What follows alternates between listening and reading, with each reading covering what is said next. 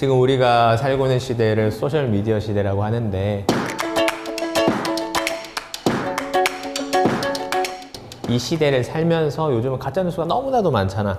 어떻게 구분을 하고 이 시대에서 어떻게 미디어 리터러시 능력을 기르면서 살아갈까라는 주제로 이렇게 진행을 할 거거든.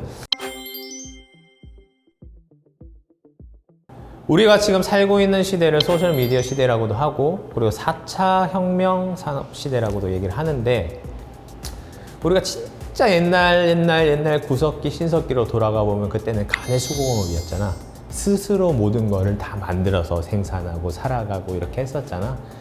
그러다가 이제 1차 산업혁명이 일어나면서 이제 기계식 생산 설비가 가능해졌고, 그 다음에 2차 산업혁명이 1870년대에 일어나면서 이때부터는 대량 생산이 가능해졌고, 그로부터 100년 뒤에 이제 컴퓨터가 개발되기 시작하지.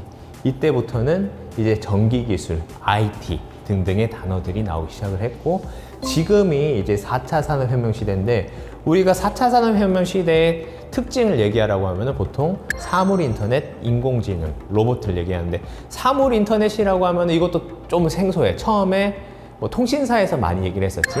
사물인터넷이라고 하면 되게 어려워 보이는데, 우리가 쉽게 생각하면 이거야.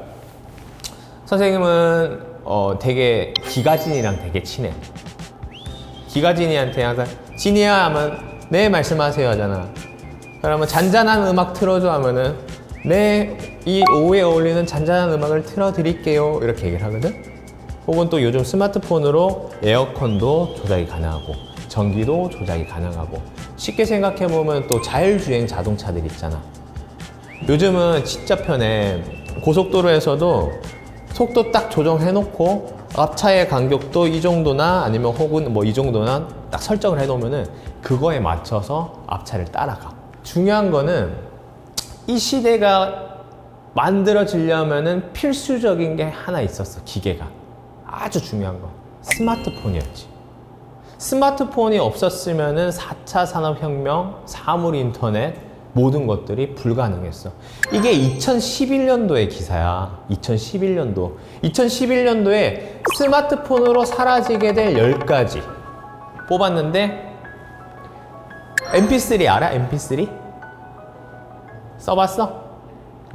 선생님 같은 경우에는 어릴 때, 고등학교 때 가장 갖고 싶었던 거 하라고 하면은 MP3였어. 거기다가 다운을 받아놓고, 왜냐면은 우리도 이제 고3 때 야자를 하고 하는데 쉬는 시간마다 꽂고 자고 뭐 이런 식으로 많이 했었거든. 스마트폰 나오면서 MP3가 완전 필요가 없어졌지. 사라졌지.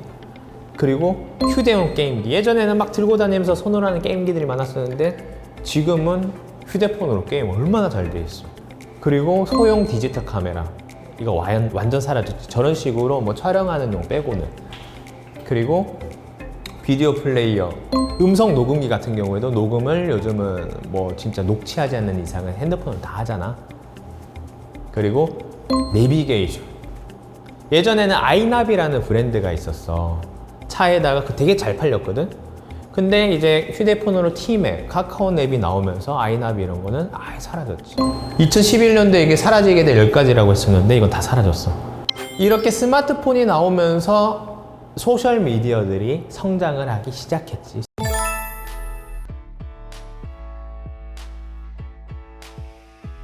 스마트폰이 없었으면 페이스북이 이렇게 성행이 됐을까? 보면은 우리 친구들이 10대니까 가장 많이 쓰는 게 페이스북, 인스타그램 맞지? 선생님 같은 경우도 인스타그램을 가장 많이 활용을 하거든. 근데 여기 뭔가 하나 빠진 것 같지 않아? 유튜브. 그지? 유튜브는 정말로 압도적이지. 많은 사람들, 웬만한 사람들 다 봐. 할아버지, 할머니부터 시작을 해서 각자 좋아하는 채널들이 다 있단 말이야. 성향이 있고. 이렇게 유튜버가 성장하면서 많은 친구들이 꿈꾸기 시작했어. 크리에이터가 되고 싶다. 지금 초등학생들한테는 꿈 3위가 크리에이터야. 너무 재밌어 보이고 무엇보다 이런 식으로 돈을 많이 버니까 지금 현재 우리나라에서 구독자가 가장 많은 수. 돈을 많이 버는 친구 같은 경우에는 뭐 월에만 4억 넘게 벌고 하니까 많은 친구들이 이제 유튜버가 되고 싶은 거야. 돈도 많이 버니까 멋있고. 근데 중요한 게 이 크리에이터를 꿈꾸다 보면은 어떤 부작용들이 있냐면은 유튜브를 처음에 시작했던 친구들이 이렇게 있어. 그 친구들이 성장을 했고 자리를 다 잡았잖아. 그럼 새로 들어와서 하려고 하는 친구들은 본인이 구독자가 많이 늘어나려면 어떤 걸 해야 되냐면은 자극적인 걸 해야 돼. 걔보다 훨씬 더 자극적이고 뭔가 좀 사람들 시선을 끌어야 되는 거야. 그러면은 정형적으로 해버리면은 그걸 잡을 수가 없거든. 어떤 거를 하기 시작하냐면은 이런 일이 있었으면은 사람들은 훨씬 더 관심을 가질 건데 이런 일이 생기면은 이 사람들이 클릭하지 않을까라는 생각으로 가짜를 만들게 되는 거지. 그러니까 의도적으로 해로운 정보를 이익을 위해서 유포하는 것을 우리가 가짜 뉴스라고 하는데 뭐 많았어.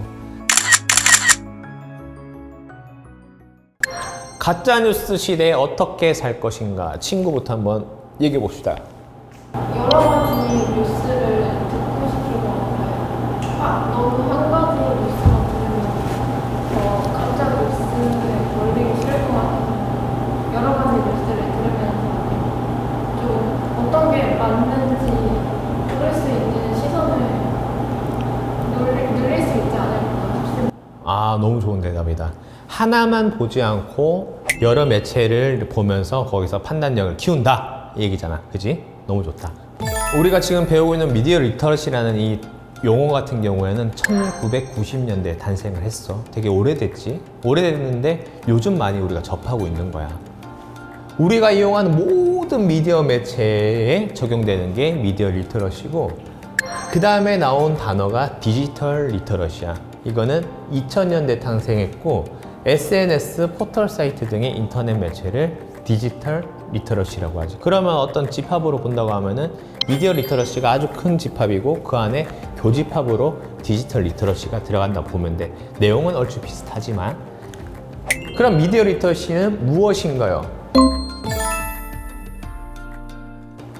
미디어, 우리가 흔히 아는 대중매체. 대중매체라고 하면은 뉴스, 기사, 유튜브, SNS 등등등등 있겠지. 그리고 리터러시는 글을 읽고 쓸 줄 아는 능력을 우리가 리터러시라고 하는데 그럼 미디어 리터러시 합치면 어떤 얘기야? 미디어를 읽고 쓸 줄 아는 능력을 우리 미디어 리터러시라고 하는데 이게 왜 중요하냐면 한 가지 예를 들어볼게. 우리가 흔히 아는 사람이 나올 거야. 누구야? 그지? 세종대왕이지? 우리가 학교에서 배울 때 세종대왕은 가장 큰 업적이 뭐였어? 한글 창제지? 들었을 때는 세종대왕은 많은 학자들과 한글 창제를 한 아주 훌륭한 왕입니다 라고만 교육을 들었는데 세종대왕이 왜 한글을 창제했을까? 그 과정에서 어떤 일들이 있었을까? 라는 자세한 내용들은 잘 모르잖아. 보면은 지금은 우리가 어떤 나라에서 전하는 소식을 뉴스, 기사 등등으로 접할 수 있지만 예전에는 어떤 상소 같은 거 방을 붙였었지. 그러면 그거를 볼 줄 아는 사람들은 누구였어? 양반들, 그지? 기득권들이었지. 그러면은 내가 그 노비야, 선생님이 노비야 예를 들어볼게. 노비인데 주인님 저 무슨 내용이에요? 이러면은 그 내용은 이런 거였어요. 앞으로 양반들은 노비들한테 쌀 석섬씩 주십시오. 줘라. 이런 식으로 방이 붙었는데 양반은 노비한테 그냥 별 내용 아니야. 잘 열심히 살라고. 그럼 노비는 글을 모르잖아. 노비들은. 근데 양반들이 그 동네 양반들이 전부 다 입을 그렇게 맞췄어. 상소문 그렇게 내려왔지만 그러면은 그렇게 그냥 살아가는 거야. 그런 게 되게 안타까웠던 세종이었지. 그래서 한글을 백성들이 알기 쉽고 쓰기 쉬운 한글을 만들자 해가지고 한글을 만드는 과정 속에서 엄청나게 많은 사람들이 반대를 하고 학자들을 죽이고 난리가 났었어. 반대하는 세력은 당연히 기득권 양반이었겠지. 그 어려운 과정을 통해서 한글을 만든 거야.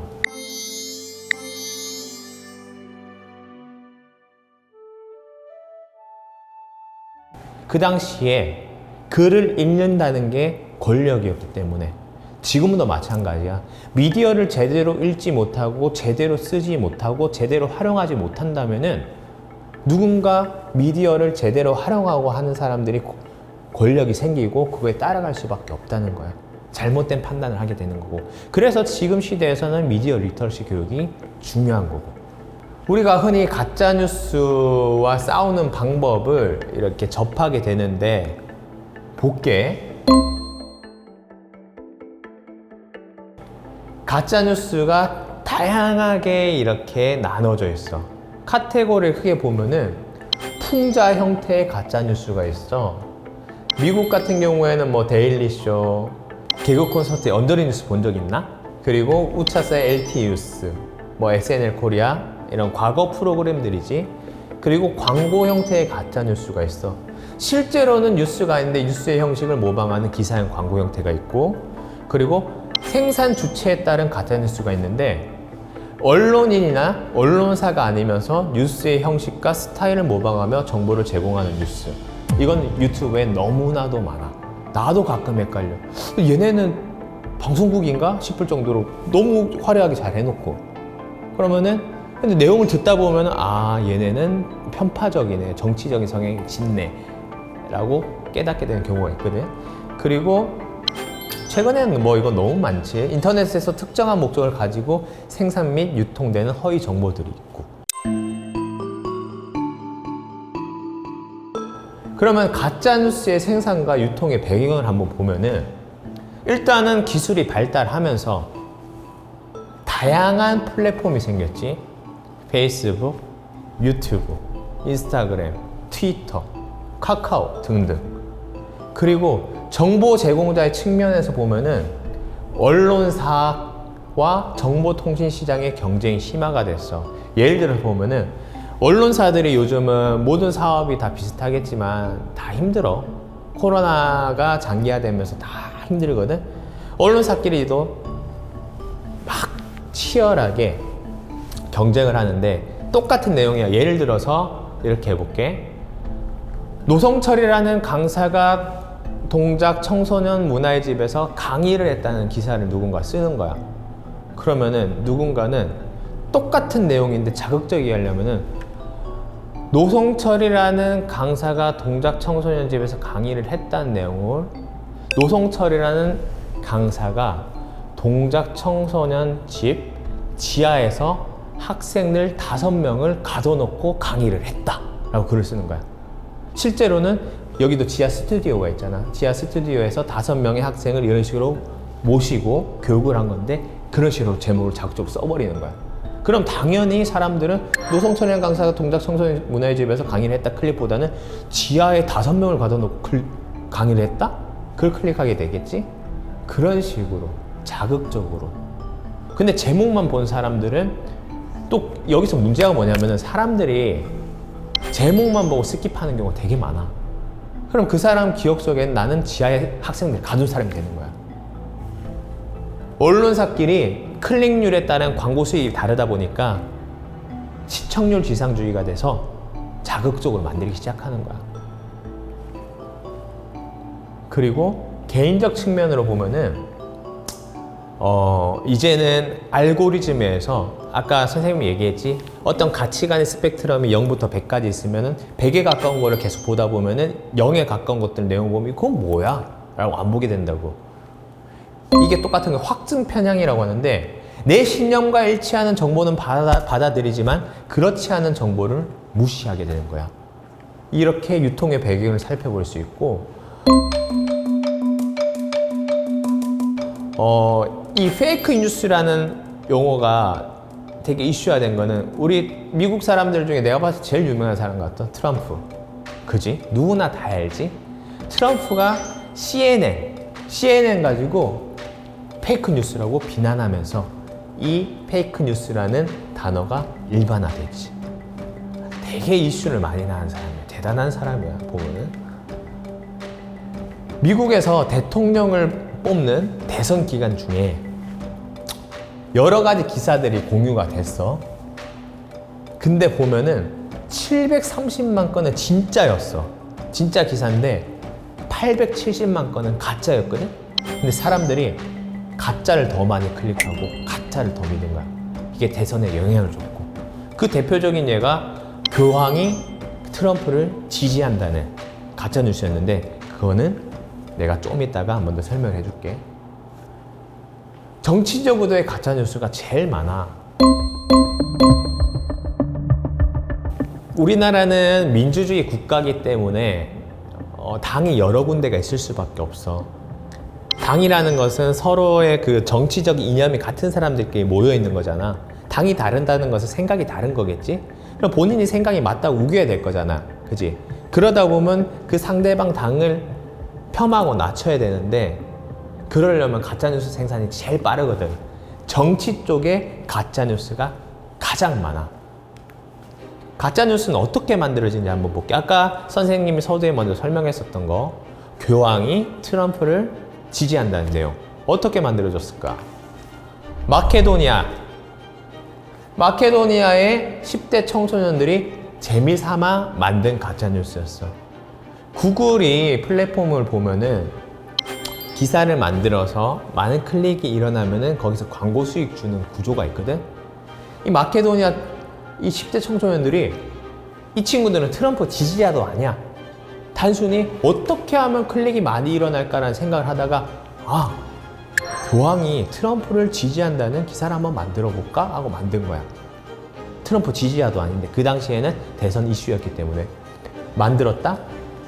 이게 전 세계로 확산된 거야. 교황은 실제로 트럼프를 지지하지 않아. 근데 사람들은, 와, 교황을 따르는 사람들은, 와, 트럼프를 지지하는구나 하면서 당연히 트럼프한테 힘을 실어줬겠지.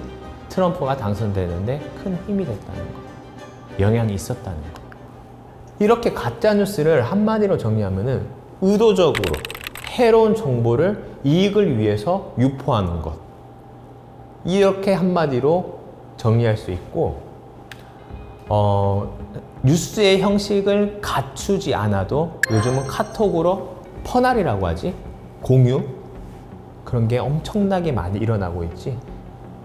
우리나라를 IT 강국이라고 하잖아. 그 어느 나라보다도 인프라 구축이 잘 돼 있기 때문에 가짜뉴스 확산이 쉬워. 그래서 우리나라는 어떤 나라보다 가짜뉴스가 빨리 퍼진다는 거. 그 선생님이 부산에 집에 가면은 우리 어머니가 보는 유튜브가 있거든. 야, 무슨 이런 일 있었다면서, 뭔데? 하고 보면은, 아, 이거 아니에요. 이거 뭐, 누가 또 이런 거 만들어가지고. 진짜 뭐 가짜뉴스 많거든. 뭐, 진짜 말도 안 되는 내용들이 많아. 근데 그게 실제로 믿고 공유되는 내용들이 많다는 거야. 그리고 보면은, MBN 알지? 여기는 되게 유명한 회사잖아. 뉴스를 방영을 하고, 방송을 하고. 근데, 박항서 감독 알아? 예전에 우리 코치였고 지금은 베트남의 감독으로 있는 여기 대머리 감독님. 베트남에서는 되게 용어가 돼 있지. 그 박항서 감독님의 일화가 어떤 썰로 이렇게 공유가 됐었는데, 뉴스에서 이거를 인용해서 이제 보도를 하기 시작하는 거야. 가짜인지 뭔지 구분도 하지 않고 그냥 썰인데, 그 정도로 이제 기성 뉴스까지도 오염이 된 세상을 우리는 살고 있다는 거. 누굴까? 저스틴 비버거든. 하나의 실험을 했어. 저스틴 비버랑 비슷하게 만들어 놓고, 이 사람을 행세를 하게끔 해놓고 한 공원에서 브리또를 먹는 거. 바로 저스틴 비버가 공원에서 브리또를 먹고 있다고 막 보도가 되기 시작했어. 이렇게 가짜뉴스는 너무나도 지금은 만들기 쉽다는 거예요. 여기서 중요한 거는 모든 정보가 필터 버블이라는 용어에서 하나의 필터에 의해 우리가 짜내지고 있다는 거예요. 맞춤형 정보인데, 예를 들어서 이거야. 내가 얻으려는 정보는 다양하게 들어야 되는데 알고리즘을 통해서 나한테 너무 편향적으로 들어오는 거야. 편향적으로 들어오게 되면은 선생님이 아까 얘기했지, 어떤 가치관이 거기로만 집중되게 된다고. 그러면은 이게 확증 편향이 돼, 전문 용어로. 자기가 보고 싶은 것만 보고 믿고 싶은 것만 믿는 현상. 정보의 객관성은 상관없어. 내가 어떤 유튜버가 좋아. 그럼 그 사람의 말만 그냥 믿는 거야. 사실인지 아닌지도 몰라. 하나 얘기해 줄게. 나이키 알지? 나이키 브랜드. 나이키는 이렇게 생겼잖아. 그지? 근데 이렇게 생겼는데 나이키 끝에 여기가 끝에 구부러져 있는 거 알아? 이렇게 생겼는데 현미경으로 보면 나이키 끝에가 이렇게 구부러져 있다? 몰랐지? 거짓이야.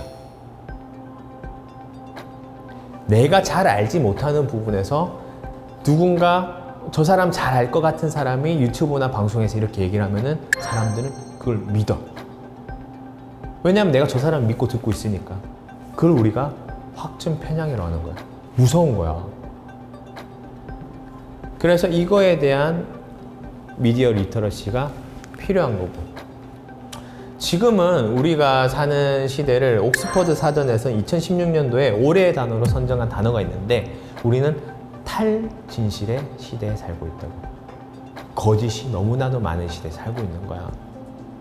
객관적 사실보다 감정이나 개인적 신념이 여론 형성에 더 영향을 많이 미치는 상황을 우리가 포스트 트루스, 탈진실이라고 하지. 그럼 가짜 뉴스로 돈 버는 법 간단하게 한번 보여줄게. 구글. 광고 게재 공간을 구글에서 지정을 할 수가 있어. 누구든. 그리고 이 안에서 입찰 가격 가장 높은 광고를 게재를 해. 글은 내가 마음대로 쓰는 거야. 그러고 나서 클릭 수에 따라서 수익금이 지급이 돼. 그러면은 내가 이 돈에 욕심이 나. 아, 이런 일이 있었으면 사람들이 이런 거 봤으면은 엄청 클릭 많이 일어날 것 같은데 하면서 가짜뉴스 만들기 시작하는 거야. 진짜 무서운 시대에 살고 있다는 거지. 그럼 이 가짜뉴스를 규제를 해야 될 건데 규제라는 방법은 우리가 흔히 두 가지가 있지. 자율적으로 규제를 하고 타율적으로 규제를 하는 거. 근데 이 가짜뉴스 같은 경우에는 더 힘들어. 그래서 요즘 TV 보면은 계속 나왔던 얘기, 언론사, 언론중재법 이런 얘기들이 나올 건데 자율적으로 규제할 수 있는 방법이 있고 타율적으로 규제할 수 있는 방법이 있는데 자율 규제는 힘들어. 타율로 가야겠지? 그러면 이 가짜뉴스를 막을 수 있는가라는 생각에 의해서 사람들은 팩트 체크를 하기 시작했지. 우리나라에서도 여러 기관들이 있는데 가짜뉴스가 너무나도 많이 생산되다 보니까 규제라는 것 자체가 크게 의미가 없어. 법적 규제. 법적으로 한다고 하더라도 이게 또 한계가 있는 거야. 그래서 지금 언론중재법 관련해서 이 대화들이 오가고 이슈가 되고 있는 건데 예를 들어 볼게. 대표적인 거. 나라에서 이게 약간 징벌한 거야. 박근혜 대통령 알지? 박근혜 대통령이 북한으로 방북을 했을 때 누군가 이런 가짜뉴스를 퍼뜨렸어. 김정일하고 어떤 잠자리를 했다고. 이런 가짜뉴스 퍼뜨린 사람은 징역 1년 6개월을 받았어. 지금 현재는 대통령이지. 그 당시에 문재인 후보일 때 누군가 가짜뉴스를 퍼뜨렸지. 문재인 후보 아버지는 북한 인민군이라고. 징역 10개월을 받았어. 이런 일들도 있었다는 거. 구글의 문제점이 뭐가 있냐면은 지금 현재 집권하고 있는 민주당에서 역삼동 구글 코리아를 방문해가지고 104건의 가짜뉴스를 삭제해달라고 요청을 했었어. 실제로. 가짜뉴스에는 5.18 광주 민주화 운동을 북한 특수부대의 소행이라고 주장하는 내용 유튜브 영상도 포함되어 있었어. 사실인지 확인도 안 되는 내용들이. 근데 구글에서 해당 컨텐츠가 증오, 현저한 편견, 유해한 내용일 때 삭제한 것으로 가짜뉴스와 관련된 것은 아니다라면서 삭제를 거부했어. 구글은 통제가 안 돼. 그러면은 한 예로 들어서 네이버를 볼게. 핸드폰으로 네이버를 들어가거나 PC로 네이버를 들어가면은 뉴스를 클릭하고 나면 우측 하단에 이런 게 있어. 몰랐을 거야. 고침 기사 모음이라고 있거든. 고침 기사 모음 들어가면 이게 선생님은 오늘 아침에 캡처해서 가져온 거야.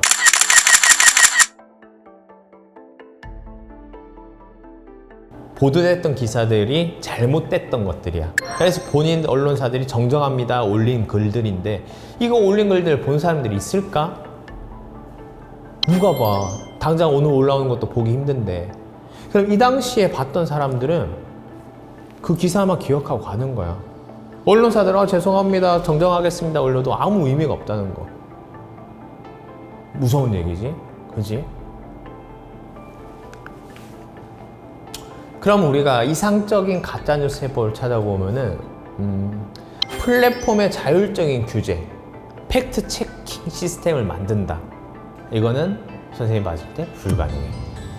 본인들이 이미 상업화돼 있기 때문에, 본인들이 클릭이 많이 일어나야지 본인들 회사에 수익이 많이 일어나는 구조인데 그렇게 안 하겠지 당연히. 두 번째, 이거를 선생님이 지금 하고 있지. 미디어 리터러시 교육이 활성화된다면, 좀 체계화된다면, 그러면은 조금 더 나아지지 않을까라는 생각을 하고, 그리고 시민들이 적극적으로 팩트를 체크하고 이건 아닌 것 같은데 아닌 것 같은데 이런 것들, 뉴스에 대한 소비 늘려가는 거, 그러면은 조금 더 가짜뉴스 해법에 다가가지 않을까라는 생각한다. 이제 마지막으로 우리가 대화를 할 부분이야. 가짜뉴스 확인하는 체크리스트.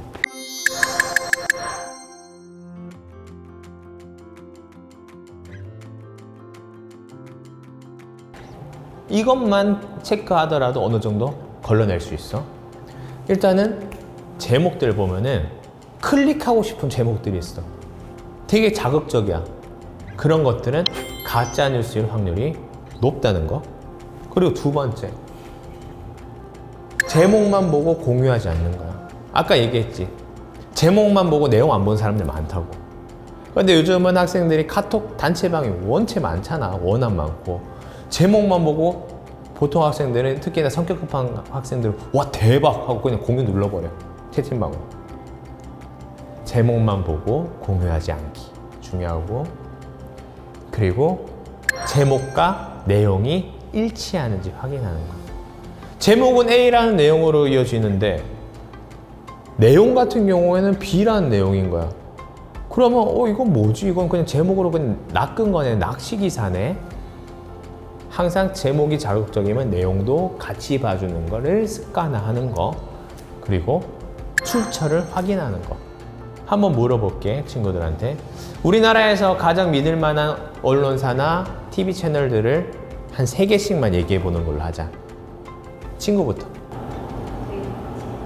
JTBC. 자, 두 번째. 출처를 확인하는데 그 언론사나 방송사가 메이저인지 보는 거. 우리나라에서 메이저를 본다고 하면은 뭐 MBC, KBS, SBS, EBS, 뭐 JTBC, 뭐 연합뉴스, YTN 등등 있을 거고, 신문사로 본다고 하면 조선일보, 동아일보, 중앙일보, 한겨레, 뭐 문화일보, 매일경제, 전자신문 등등이 있겠지. 이 메이저 회사들에서 가짜뉴스가 생산될 확률은 아주 적어. 본인들 브랜드 이미지가 있기 때문에. 근데 내가 처음 들어보는 매체들 있잖아. 무슨 신문사, 언론사라고 하는데 여기는 내가 처음 들어보는데, 그런 것들은 가짜뉴스일 확률이 높아. 그래서 웬만하면 메이저 기사를 주로 보는 거를 한다는 거. 그리고 작성자를 확인한다는 거야. 우리가 스마트폰에서 기사들을 확인하다 보면은 기자가 다 적혀 있잖아. 요즘은 그 기자를 클릭하면은 그 기자가 썼던 글들이 쫙 다 나와. 그러면은 그 사람이 오랫동안 글을 썼고 뭘 했던 걸 알 수가 있거든. 그럼 그 사람 같은 경우에는 이 사람은 이렇게 정상적으로 해갖고, 또 그 기사에 대한 댓글 많은 것들은 댓글이 있잖아. 사람들이 이렇게 많이 공감하고 괜찮은 기자구나 할 수 있는데, 그 사람 클릭했는데 그 전에 기사 글들이 없어. 누군가 의도적으로 일회성으로 그 기자한테 글을 올리게끔 하고 가짜뉴스를 퍼뜨리는 사람도 있다는 거야. 그래서 작성자 확인하는 건 중요하고, 마지막으로 자료가 작성된 시기를 확인을 하는 거야. 이게 어떤 얘기냐면은 제목, 내용 일치해. 그리고 팩트야, 사실이야. 맞아. 근데 2016년 기사야. 그 당시에 맞았지만 지금 상황에는 틀린 거거든. 그런 기사들이 많아. 그럼 이 기자는 왜 사실이었던 거 쓴 건데요? 아, 근데 뭐 2016년도 기사를 지금 올리긴 했어요. 하면 근데 그 기준으로 생각한 사람들이 있을 거잖아. 어찌됐든 그것도 가짜뉴스인 거거든. 지금 시대에 안 맞기 때문에. 이런 식으로 가짜뉴스는 확인하고 체크할 수 있다는 거. 간단하지? 그지? 이것만 잘 생각해도 어느 정도 구분은 될 거야. 앞으로 살아가면서 정말로 많은 가짜뉴스나 많은 일들을 겪게 될 거야. 그러면서 우리는 지금은 시대가 바뀌어서 선생님이 자랐던 그 시대 같은 경우에는 말과 말로 대면으로 이렇게 전달됐었지만 지금은 카톡 공유라는 게 너무나도 활성화돼 있어. 그래서 항상 그거부터 생각해. 내가 이 글을 공유했을 때 이 사람 어떤 상처를 받을까? 이 사람이 되게 마음 상하진 않을까? 생각을 하다 보면은 공유함에 있어서 조심스럽게 되는 거고, 그리고 어떤 카톡이나 이런 거에 이런 얘기도 많이 하잖아. 누가 뭐 그랬대. 그렇다더라. 사실 확인이 되지 않은 것들을 단체톡에 쓰거나 옮길 때도 항상 그 친구가 옆에 있다는 생각으로 글을 쓰고 생각하고 행동을 하다 보면은 또 다른 상처받는 사람이 나오지 않는다는 거. 그런 것만 생각하면서 미디어를 활용하고 읽고 쓰고 한다면은 훨씬 더 내 삶이 행복해지지 않을까 생각을 하면서 오늘의 강의를 마칠게요. 수고하셨습니다. 수고했어.